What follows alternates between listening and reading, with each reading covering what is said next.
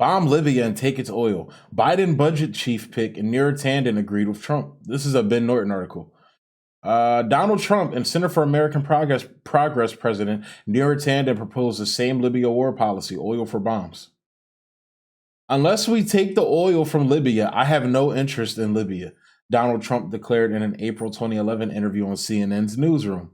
The United States government was considering military intervention in the oil-rich North African nation at the time. Trump said he would only participate if Washington exploited Libya's natural resources in return. Libya is only good as far as I'm concerned for one thing. But I'm going to say it in Trump's voice. Libya is only good as far as I'm concerned for one thing. This country takes the oil. If we're not taking the oil, no interest. There's no reason to be there if we're not taking the oil.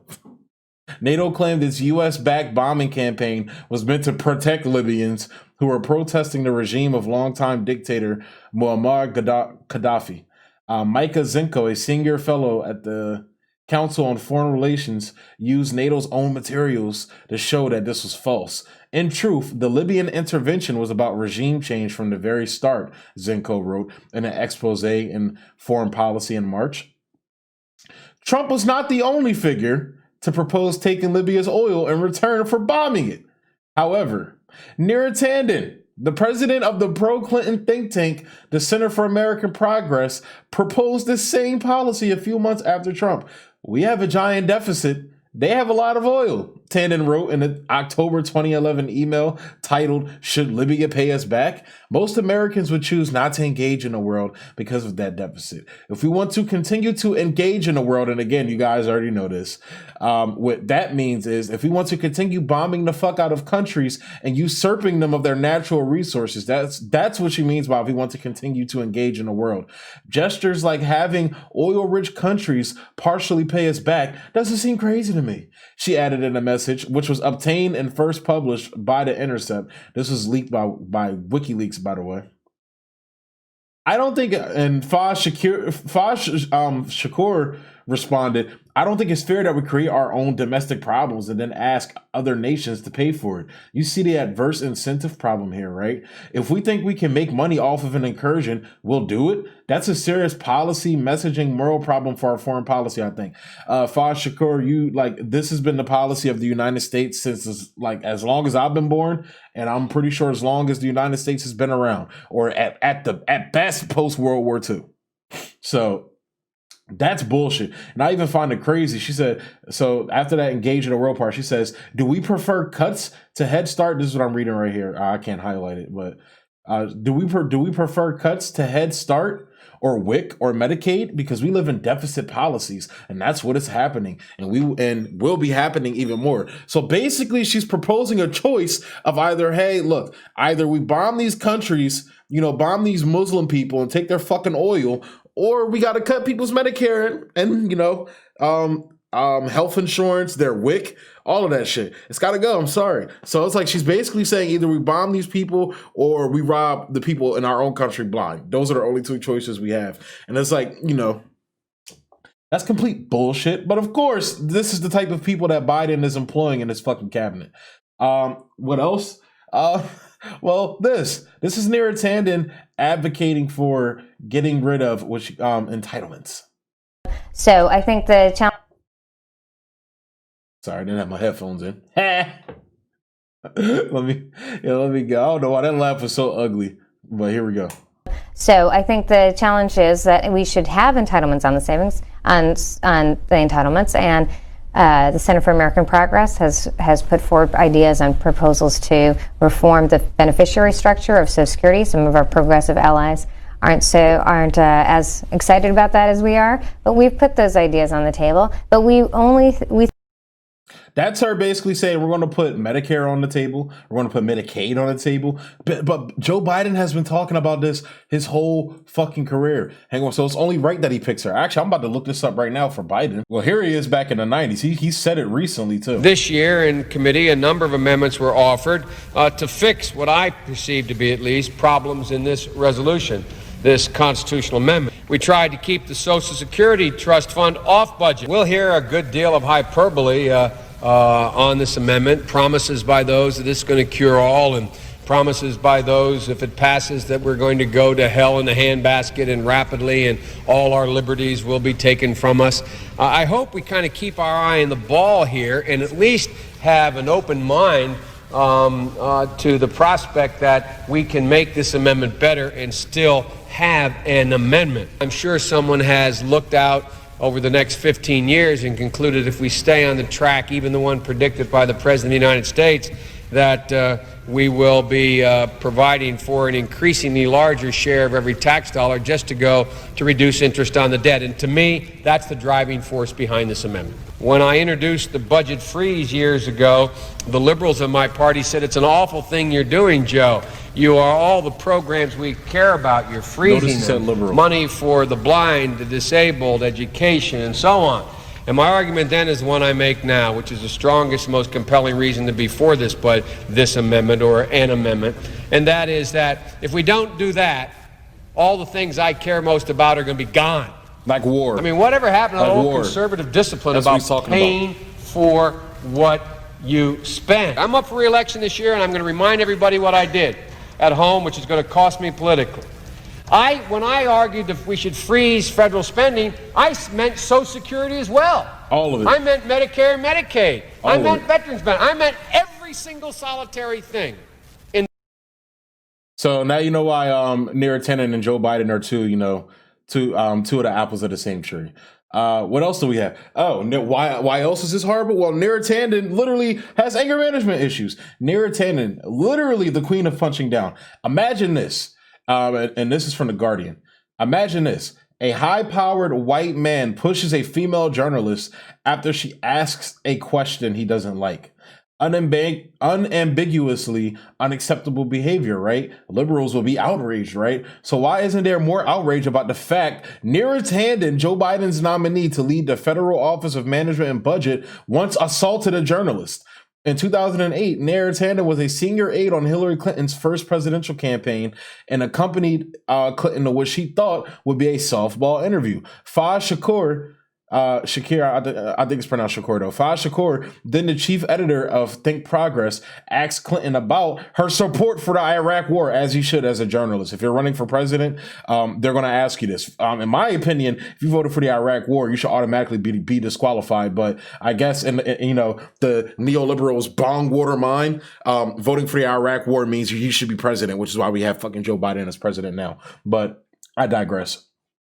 Tanden didn't appreciate this, and according to one witness, punched him in the chest. I didn't slug him, I pushed him. Tanden unapologetically clarified to the New York Times last year, as if that somehow makes things better. There has been a lot of controversy around Tanden's nomination. However, most of this has revolved around her tweets. The woman really likes to tweet. Her social media activity appears to have caused more upset and outrage than the fact she once punched a journalist. They say push. She punched that man. Punched a journalist because he asked her boss an insufficiently differential question. So again, this is like... This is who they're picking. This is who they're picking. What is this? Oh, here we go. The Center for American Progress staff was shocked after Neera Tanden. This is the woman of color. This is the woman we're supposed to be raising up. The Center for American Progress staff was shocked after Neera Tanden named the anonymous harassment victim in an all-staff meeting. She outed a sexual harassment victim. 2 days after BuzzFeed unveiled allegations of sexual harassment and retaliation at one of the nation's top liberal think tanks, the Center for American Progress, President Neera Tanden met with staff to restore confidence in the organization's ability to handle the issue and ensure that employees feel safe. But during the meeting Wednesday afternoon, Tanden named the anonymous victim at the center of that story, a revelation that a CAP spokesperson said was unintentional, yeah, I bet. And what began as a tense meeting became what three staffers in the room described as a textbook example of the organization's failures to appropriately handle sexual harassment cases. And it's like, look, I don't believe that's unintentional because Hillary Clinton has the same history of doing the same thing.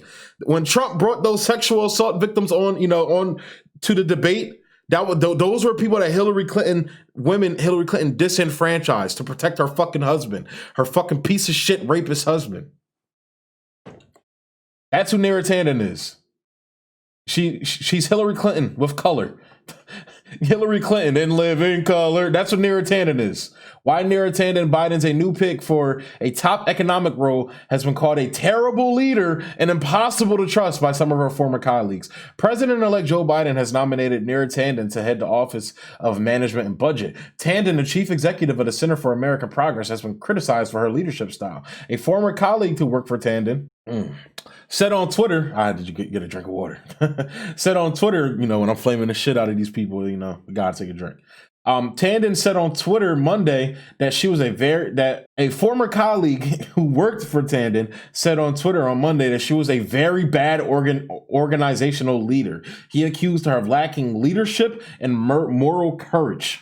In 2018, colleagues of Tanden said she was impossible to trust after she named a victim of sexual assault in a company meeting. So that's something. He hires a person that literally the people that work with her says that she's, quote, impossible to trust. Go figure. Why else is Neera Tanden a piece of shit? Well, leaked emails from pro-Clinton group reveal censorship of staff on Israel. AIPAC pandering, warped militarism. This is from Glenn Greenwald, I believe. This is from back in 2017. But it's Glenn Greenwald, so I'm going to go ahead and continue with it. Leaked internal emails from the powerful Democratic think tank Center for American Progress, CAP, shed light on several public controversies involving the organization, particularly in regard to its positioning on Israel. They revealed the lengths to which the group has gone in order to placate AIPAC and longtime Clinton operative and Israeli activist Ann Lewis, including censoring its own writers on the topic of Israel. The emails also provide crucial context for understanding CAP's controversial decision to host an event next week for Israeli Prime Minister Benjamin Netanyahu. That event, billed by CAP as a conversation with Prime Minister Benjamin Netanyahu, will feature CAP, President Neera Tanden, and Netanyahu together in a Q&A session as they explore ways to strengthen the partnership between Israel and the United States. As if we need any more strengthening. They already delivered the presidency to Bill Clinton. As if we need any more strengthening from fucking AIPAC and Israel. They're running around assassinating Iranian scientists, committing acts of war. That a group whose core mission is loyalty to the White House and Democratic Party would roll out the red carpet for a hostile Obama nemesis is bizarre, for reasons the Huffington Post laid out when it reported on the controversy. Well, that's because, and this article goes on, I would recommend reading it, that this article, they take a lot of money from Israel. That's why they're doing it. Why else is Neera Tanden a piece of shit? Well, for progressives, she hates progressives. Shits on Bernie every opportunity that she can get. And she literally has Bernie's balls in her fucking hand because this motherfucker's going to vote for her. I promise you. I fucking promise you Bernie Sanders will vote for you. If Bernie Sanders does not vote for her, I'll give him credit. I will give him credit. But Bernie's a cuck. Bernie's a bitch. Bernie's going to vote for her. Progressives have been able to live with most of Joe Biden's cabinet picks. Wrong, but we'll continue. But to many of Senator Bernie Sanders' staunchest supporters, Biden's decision to tap Hillary Clinton loyalist Neera Tanden to lead the Office of Management and Budget is just too much. The equivalent of rubbing salt in the wound. To former Sanders staffers and allies, Tanden is one of the Democratic elites who helped sink his 2016 campaign behind the scenes. Not to mention a union buster, a threat to Social Security, a hippie puncher who constantly picks fights with the left, and much more. I don't know anyone personally in Bernie world who is happy about this choice, said Brianna Joy Gray, Sanders' former national press secretary. We're talking about a woman who's notorious for assaulting Bernie Sanders' campaign manager. That's right, Faz Shakur went on to become Bernie Sanders' campaign manager, which is why he ran that campaign into the fucking ground. They basically ran a sub-campaign for Joe Biden. When Bernie Sanders is running around talking about Joe Biden is a good guy and Joe Biden can beat Donald Trump and Joe Biden is not corrupt, you're handing the election to your opponent when all those things are false. So I'm going to continue. Another 2020 senior Sanders aide who declined to speak on the record called the addition of Tanden, a former Clinton staffer and longtime advisor to the president-elect's economic team, a big slap in the face of Bernie people.